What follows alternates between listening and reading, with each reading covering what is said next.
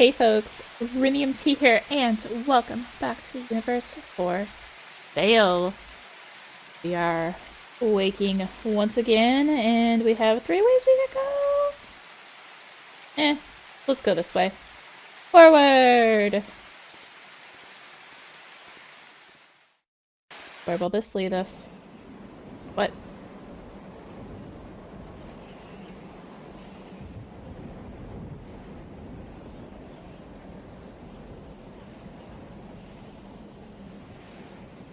Okay, I was like, just sitting here.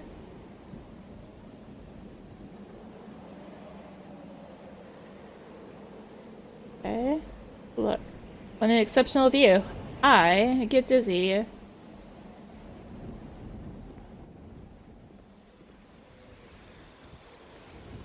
We got people. Good day. Good day to you, Master. We've already seen each other, haven't we? Not sure. Forgive me, I don't think we've met. Of course we did. It was at Heenan's the other night, remember? You were with that girl with tentacle hair, if I recall. How can I help you? The girl. Have you seen that girl with tentacle hair around here recently? Don't think so. I just know that she has a small stall in the market and nothing else. Thank you anyway. Where are we? Excuse me if my question may seem strange. Where are we? Oh, don't you worry. It happens to me quite often as well. What happens to you often? You must have had a very intense meditation session, right? Intense. Yes, I guess you could say that. I knew it. As I said, don't worry. We're on Jupiter, Mining Colony 42, 4th District. You're in the Garden of the Temple of Detachment. It's 8 a.m. Terran time, Wednesday the 9th of April, year 3264. Clear? Thanks a lot. You've been very precise. Don't mention it. Your ears. Forgive me if this sounds rude. You mind me asking what happened to your ears? Absolutely not. I love telling that story. You see, I'm from Ganymede, one of Jupiter's many moons. My family was very wealthy. My mother managed water distribution of the colony. She would sign the contracts to import water for the hydroponic plants to produce all our food. When I was little, I imagined that she was the one feeding all of Ganymede. Then I discovered that the Ganymede water was exported to irrigation plants on old Earth. It was my mother who had allowed that to happen. As Earth prospered, Ganymede became increasingly dry. The people grew to hate us.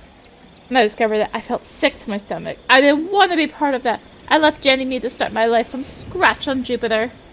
4 months later, I got news that my mother had been killed in a popular uprising. The thing didn't consciously bother me as much as I thought it would, but from then on, the rest became impossible. I tried everything. Therapies, drugs. They just made things worse. Then, out of options, I put myself in the hands of the cult. A master explained to me that I needed to make peace with my past to be able to go on. Overcoming one's past, one's family links, it's connected to the temporal bone, just behind the ears. After a long journey, I had my ears removed. I've never slept better since. Thanks for sharing your experience with me. The pleasure was mine. What are you doing? May I ask what you're doing? Of course! I'm printing this shawl bonsai. Here, what do you think?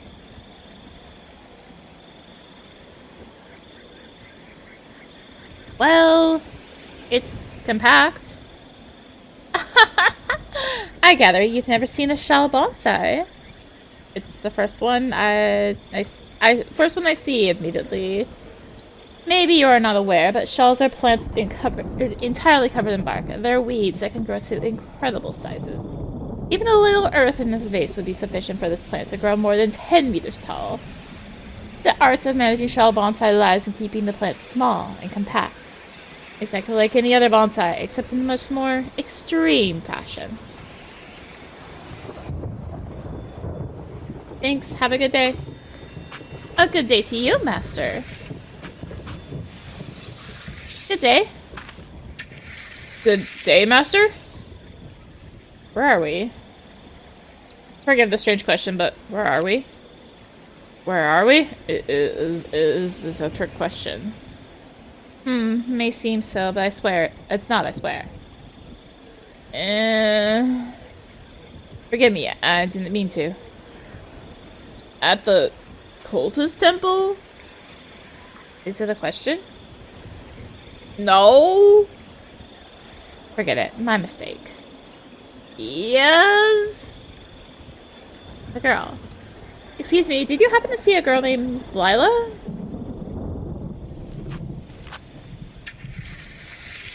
Not her. I mean, she is a girl, but her name is not Lila. I don't know that. I don't know what happened there. Can I repeat that? A girl named Lila. I wonder if it's like supposed to play something there. Your hands. I see you have the Kala Sutra line on your wrist. Can I ask you why? Riz. This line here? Yes, that one. Forgive me, I didn't want to put you under pressure. No. Yes. Deep breath. I can do it. My master says that speaking is good for me. A wise master. My name is Mahan. I'm large, but I'm always afraid. Afraid of what? Everything? I'm afraid of heights. I'm afraid of the dark. I'm afraid of people. I'm afraid of the Lumri. The Lumri can be a bit scary, admittedly. Absolutely. So much fear that I can't do anything. And I feel small. I know I'm tall and strong, but the world is scarier. I'm sorry to hear, but I see you're walking the path to overcome that. Yes, my master said, Mahan, you always hide behind your own hands. You've always been doing that for so long that you can't see anything from behind them. Let's get them cut, he said, so you will finally see the world as it is. I still didn't get what he meant, but every day I've been feeling better, so it must be good. It's a pleasure to see you're getting better, Mahan. Thanks for sharing. You're welcome. Bonsai. Can I see this bonsai? Yes, but please don't say anything. I'm afraid of comments. Okay. It's very... No! Use your facial expression, please. Smiley? Thanks. I'll be on my way. See ya. Alright, I will actually be on my way.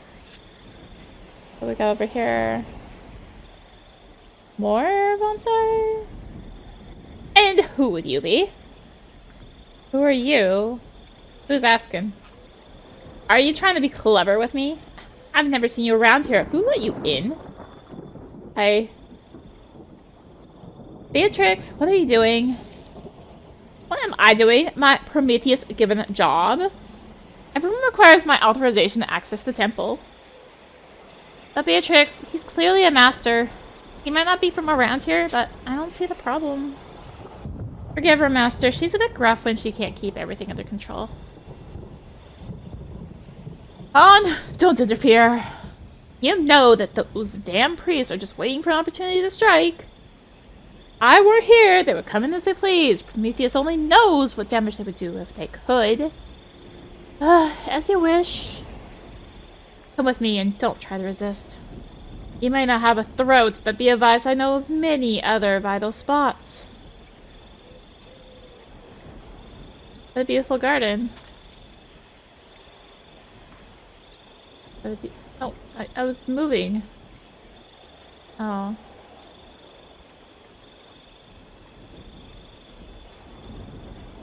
What? I don't...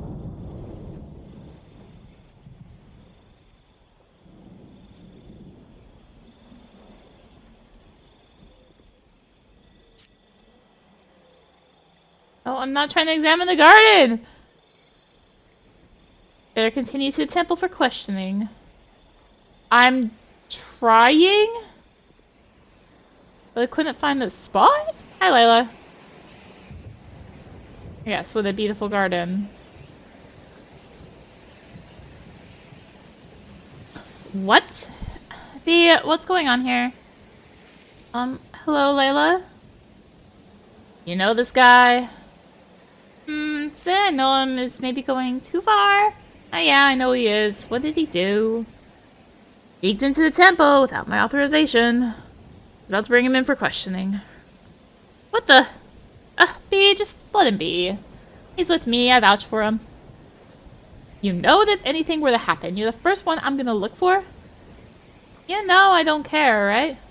We came in together. In case you didn't notice, he's one of your cult people. Hey, okay. I have no time to waste. I'll leave him with you. I don't want to see him wander around all by himself. Is that clear? He will do as he... I mean, yes, of course. I'll keep an eye on him, I swear. Good. Always seem to fall from the sky, don't you? What do you mean by fall from the sky? It means what it sounds like. You never know where you are. You always seem to appear out of thin air. Where'd their face go? And you disappear just as mysteriously as if it were nothing. Even here in the temple, which is supposed to be like home for you. You make people want to boot you out. Why are you here? And you? Why are you here at the temple? I thought you weren't interested in being a cultist. The last time we saw each other, things ended up a bit hurried. I want to know more about you, but there just wasn't enough time. So I came here hoping to gather some information on your world. You want to know more about the cult? If it's a way to understand you better, sure. Great! So this time around allow me to be the guide? Even if I don't really know the specific temple, the outline of the doctrine is always the same. Okay, so if you want, we can take a tour. Beatrix. What's Beatrix's story? See? She's a real force of nature. We're friends, I guess. Hard to tell. It's like this with all my friends. Anyhow, she's got quite a tragic story, but in the end, she's come on top of it. What happened to her? I don't want to pry. If she knew I told you, she would kill me, but whatever. I'll tell you anyway. Do you know scars around the cuts? Did? When she was just a child, she was very sick. Her body was attacked by a flesh-eating fungus, a terrible illness without any known cure here. Her parents didn't know what to do. They tried many strange medicines and medical technologies. She was just getting worse and worse. The fungus ate into one of her arms and started to do the same to the others as well. They brought her to the Church of Many Gods, but they just said that she needed to be put down because she was cursed. That's terrible. It makes me sick in my stomach when I think about it. She was just a child. Anyhow, in the end, they brought her to the cult. They took her in, teaching how to do the appropriate procedures and meditations. After following the path for several years, she became a young monk. Then she detached her arms and legs, but the fungus is still there. From what I understand, it remains dormant for as long as she follows the path. I see. So she must remain in the temple just to survive? I think so. She took some liberties of her own. In which way? Well, as you see, she does not follow the precepts of absolute pacifism. In fact, she's the only one to have a weapon, that saber you saw her wield. And since no one else can do that, she took over temple security. I understand, though. Thank you. The kiss. About yesterday. What? You know what happened between us? I don't get it. What do you think happened between us? I know you're angry at me. I don't want to embarrass you. You mean that thing about being a goddess? I told you, it's complicated. I was angry then, but it's all water under the bridge. No, I meant... You meant... Forget it. I said anything. As you wish. Let's go. So, ready to visit the temple? Okay, let's do it since we're here. Good day. Lila, you finally came to visit. Hi, Sat. Did he put you at the entrance? Yes, we take shifts. You know, people always forget to remove their shoes before coming in. So rude. At least you remember to respect our customs. You, Master? First time you come around the temple? Yes. Yes, it's my first visit to this specific temple. Where did Gaharas Amuda receive the parts of your body? Garas Amu, what? The cosmic kraken that constitutes the boundary between the worlds. He basically asked me where I became a cultist. Come on, Lila, I thought you would at least know this one. Ah, yes, the giant octopus. He always insists on this stuff. And because of your hair. How can you ignore them? They are a sign of the gift of Gahar Samudra. No, Sar, it's just some strange mutation from space rays. The doctor told me I must have been contaminated after... After what? Nothing. Nothing. Forget it. Hey, answer Sar's question. Where did you become all skin and bones? Right. I traveled a lot, performed the separation rituals in various places across the system. The first time I encountered the cult was on the temple on Mars. Ah, I understand. It's rare to meet such a well-traveled cultist. Anyways, you're free to enter whenever you like. Oh, right, I turned because I was... Can't examine?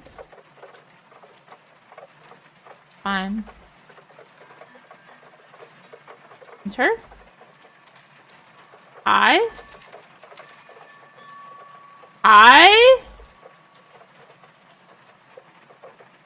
Literally about to be a pixel hunt. Nothing's interactable. Excuse me?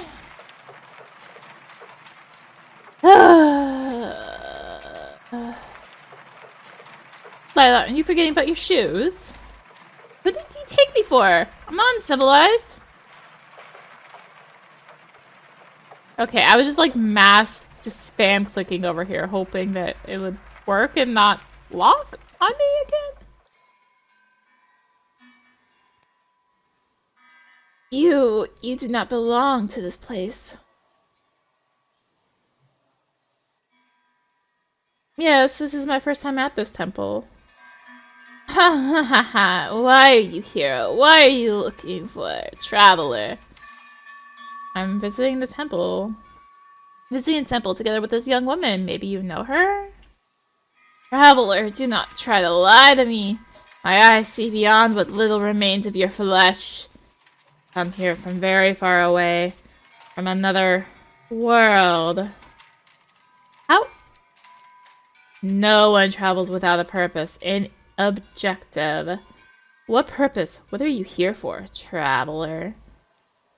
Has something to do with the tentacle-haired girl. Course. Master, I don't mean to sound rude, but you're wrong. Hey, are you bothering my friend here? Lila, sweet girl, your friend.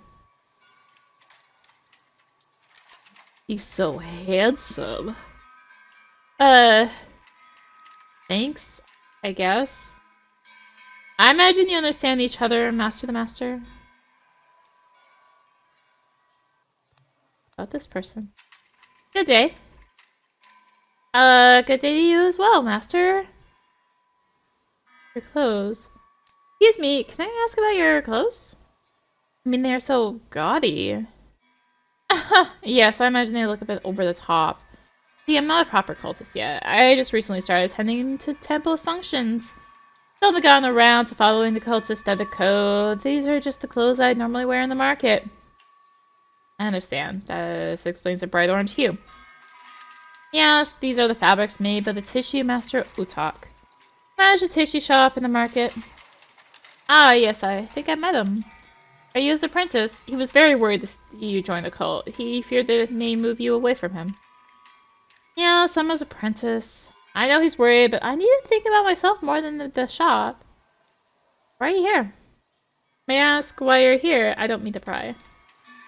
No problem. Honestly, I wouldn't know what to tell you. I'm still trying to figure it out myself. I think it has to do with my identity. Ever since I was a child, I never found myself comfortable with myself. Do you not recognize yourself in you? Yeah, something to that effect. My struggle has become unbearable recently, so I came here looking for answers. Sometimes answers are not meant to be found, but built in the due time. You made a wise decision.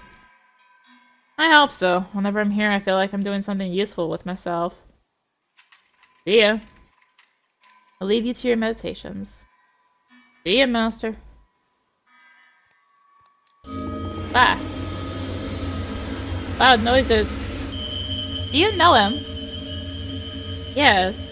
He's Prometheus, Pratham the First, the cult's messiah. Reminds me of something. My parents used to read to me about him in a book, I believe. I must have read to you a version of the cult's Genesis. I guess. I remember liking that book. What did this Prometheus guy do? You see, according to the cultist tradition, in a time before time, human beings used to live in some sort of Eden. God had just recently created the material part of the universe. Stars, planets, animals, and mankind. But God soon grew dissatisfied with his own creation. He decided to leave it from the spiritual world where he resided together with the laws of space and time. As a boundary between the material and the spiritual, he placed Gahara Sumudar, the ocean of darkness, the cosmic kraken. That creature below him. Exactly. The kraken was meant to prevent mankind from crossing over the boundary, as it itself was the boundary. Kept them ignorant of the world, mindless and free of questions, exactly like any other animal in Eden. And a man named Prometheus, first among all, was the first to look into the ocean of darkness, the kraken that cleaves the world. Beneath it, he was able to glimpse something. It was just a moment, but he became obsessed with knowing what lay beyond the veil. He requested audience to the kraken, asking it to let him through. Initially, it refused, but seeing that the man's will did not buckle even when faced with its infinite expanse, it offered him an exchange. Kraken told Prometheus that his body would not be of any use to him where he wanted to go. It told him to leave it to the pieces of his own flesh so that his spirit could cross over the veil in complete freedom from matter. But Prometheus accepted, and the kraken started to cut through his body with his tentacles, dismembering him. Parts of his body remained on Earth, inspiring mankind to seek what was beyond the veil themselves. Thus, they obtained the intelligence that divides them from other animals. I'm not sure if it was a good thing. This is a debate that has existed for centuries. If it wasn't better to remain as unknowing animals in the garden. Even Prometheus' fate is subject to a fierce debate. Some say that he achieved enlightenment, that his very essence merged with God. Others believe that the kraken cursed him, causing him to endlessly fall in the nothingness between worlds, neither man nor God, trapped in the boundary between matter and spirit. What are your thoughts on it? I traveled a lot trying to answer that very question, deciding if the kraken Gahara Sumudar was really so wicked to trap him forever, cursing him to endless torment much worse than death. Are you alright? Yes. Yes, forgive me, I was drifting. Some questions will never be answered. Indeed. Thanks for the story. You're welcome. Can I go back here? I can. What is in there? What is that there? A library. Maybe we can find something useful to help me explain better how the cult works. Let's see.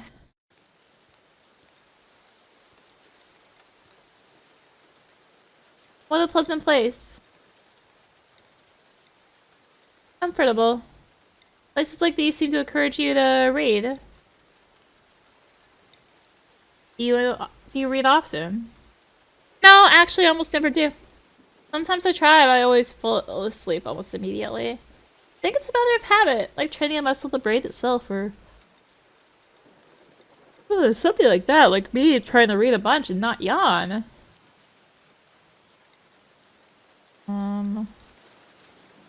Yes, this one seems to be a good one. What's it about? It's a small encyclopedia. The main cuts are illustrated. Illustrated in it. Weird. Seems like one of those old illustrations with the various cuts of beef to understand which part to buy from the butchers. Yes, it can look a bit morbid. Can you explain to me how it works? Yeah, it's quite a complex topic to discuss, but I can try. You see, when a person approaches the cult, they tend to do it for two main reasons. Some come to it seeking elimination, others, the majority, just want to overcome their issues in their life. While the first objective is a bit abstract, the second one is easier to explain. According to the cultists, every problem can be solved by looking at it from a different angle.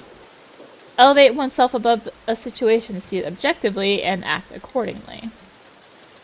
To accompany the path, the cult assigns a different meaning to each of the various body parts, linking each to a given state of aspect of a person's being.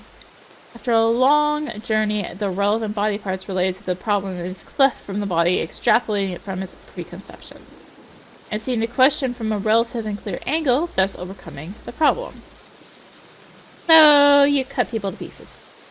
Literally, but giving it a figurative meaning. It's a curious way to put it. But you can keep looking at the book to help you understand. Oh, here we go. The thumbs representing handiness. This cut brings detachment from the need to influence the world and others, focusing instead on conquering one's own self.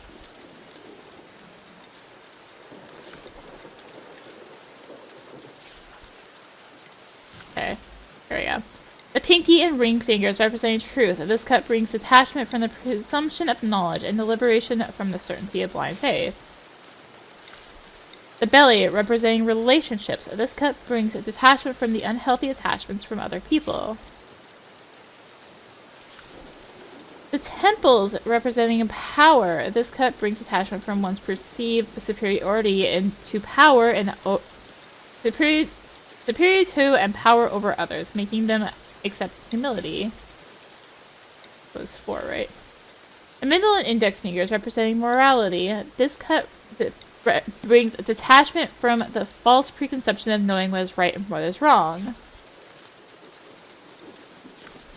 The heart representing love. This cut brings attachment from apathy and the fear of opening up to others. The toes representing equilibrium. Detaching one's toes separates one from the necessity of stability in a constant search of support. 7, 8. The clavicle representing justice. This cut allows one to stop assigning things to extremes of just and unjust. 9. The eyes representing perceptivity. The separation of one's eyes allows it to detach from the visible world and see beyond the false veil of reality. 10. The wrist representing chance. This cut signifies detachment from the concept of fate and the expectation that things may come to someone unprompted. 10. 11. The wrist representing... Excuse me? 11. The arms representing faith in oneself. Cutting away the arms allows one to leave behind the fear of the unknown. 11. The ankles representing acceptance. This cut detaches one from their convictions, allows to see the world from an unbiased angle. 13. The sternum representing death. Detaching one's sternum allows one to leave behind the fear of death and the acceptance of the life's frailty. 14. The hips representing moderation. Separating them allows one to live without excesses. 15. The breasts representing lust. Separating them grants detachment from the needs of the flesh. 16. The legs representing hubris. Their detachment frees one from the necessity to pursue one's goals without regard to the cost. 17. The knees representing hope. Their cleaving frees one from the fear of the future, making space for gratitude. 17. 18. The ears representing the past. Cutting them off represents the acceptance of the things that can't be changed.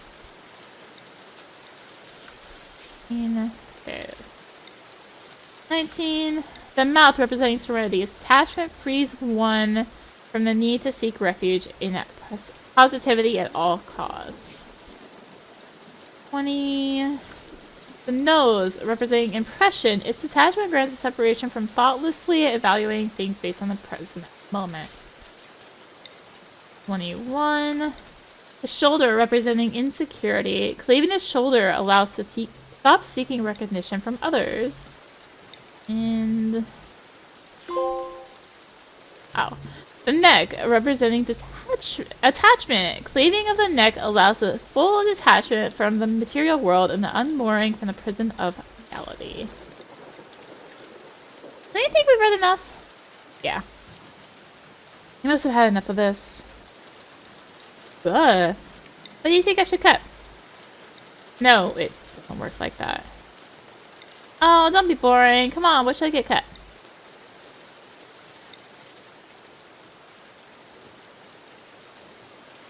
I don't know. Ears. I think that you should separate your ears. Curious. Ears symbolize one's relationship with their past. Parting with our ears allows us to overcome our old traumas. And why would I need something like that? Actually, it's a thing that can be helpful to anyone, but to you especially. Your way of behaving, it limits you. How so? Easy for you to say. You're just a traveler without a home or a past. You can go, do, and be whatever you wish. And why can't you? Have you seen where I live? How can I even have ambitions or dreams in a place like Jupiter? And leave. I just can't leave. Why not? Why can't you leave?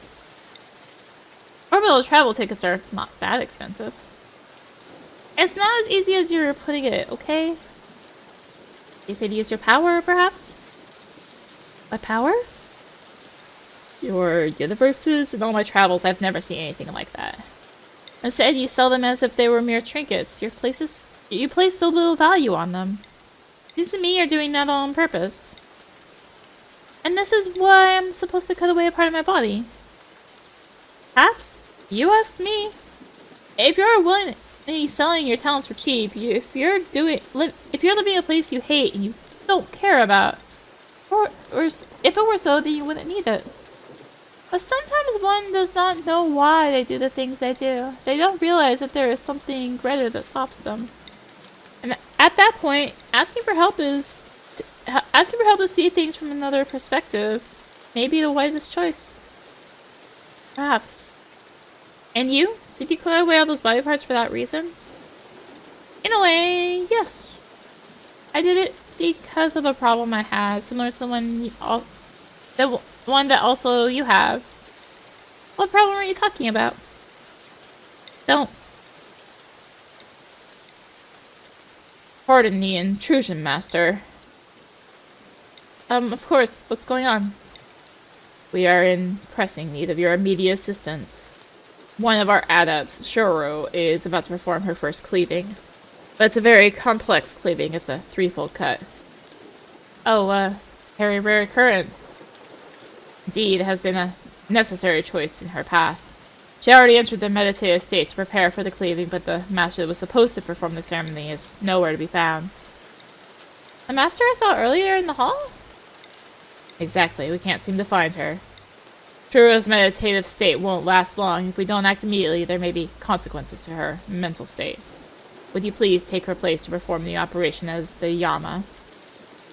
Yama? The master takes care of performing the actual cuts. I can do it. Is Lila here allowed to witness?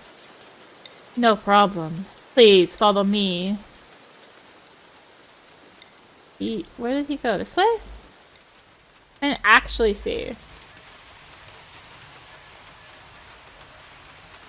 As you see, Shuro has already entered the deep meditative state. When ready, take your place behind her. I'll sit back here so I'm not in the middle. They, like eons ago, initiate Shuro like our messiah Prometheus. Together, through their sacrifice, they dive into the ocean. In the ocean of the Kraken, Prometheus dives deep. The breath of the Kraken, Shuro dives deep. Juro and Prometheus, the physical souls willing to cross to the world beyond. The Kraken requests a token of passage just as well. The Yama will exact the price. Take the Kala Sutra string, Master. Kala Sutra, tentacle of Gahara Sumudar. Purified from the very fabric of the universe itself. Purified by incense flame, heat the Kala Sutra by holding it near the burning embers.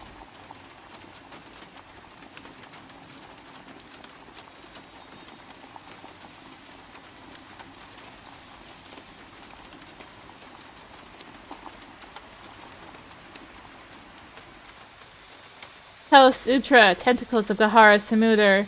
With a single sharp cut, the tentacle parts your mortal flesh.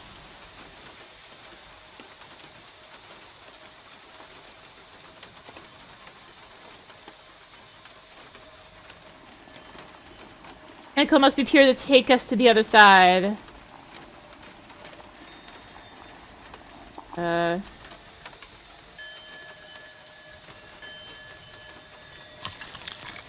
Blah!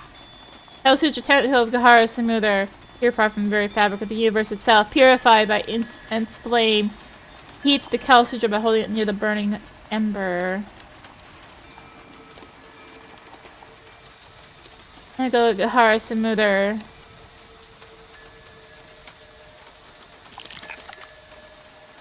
Kala Sutra, tentacle of Gahara Samudar. Very fabric itself. Purified by holding it near the burning flame. Ah! Nope, nope. Ah, this is so weird to control. And the Kala Gahara Samudar with a single sharp cut, the tentacle parts your mortal flesh.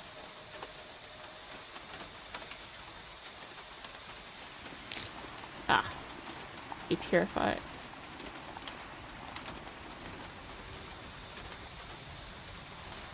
I'm in curse forever. Oh, I got it? The Master, like the Kraken, will watch over the initiate's path, lest they wake from their slumber and become a star among stars. Lila, you should go. Tradition to leave the Master and the initiate alone after the procedure. It may take a while. I understand. If you see them awaken, please tell the Master that it was nice to witness the ritual. Of course, Lila. Prometheus protects you.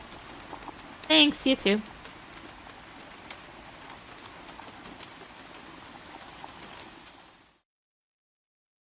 That controlled so weirdly.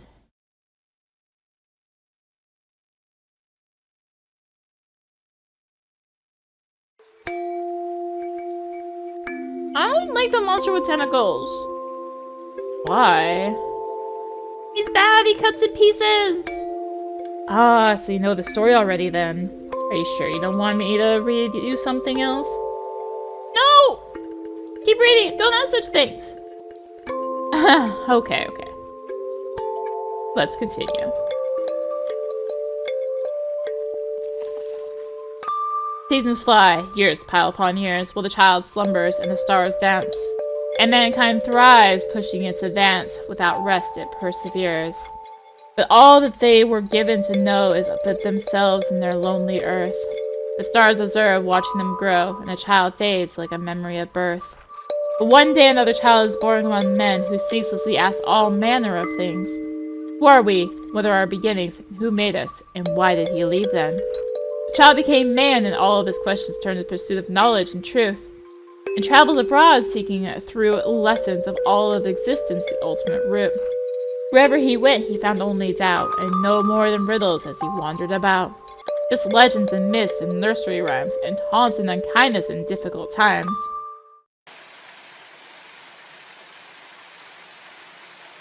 Ah!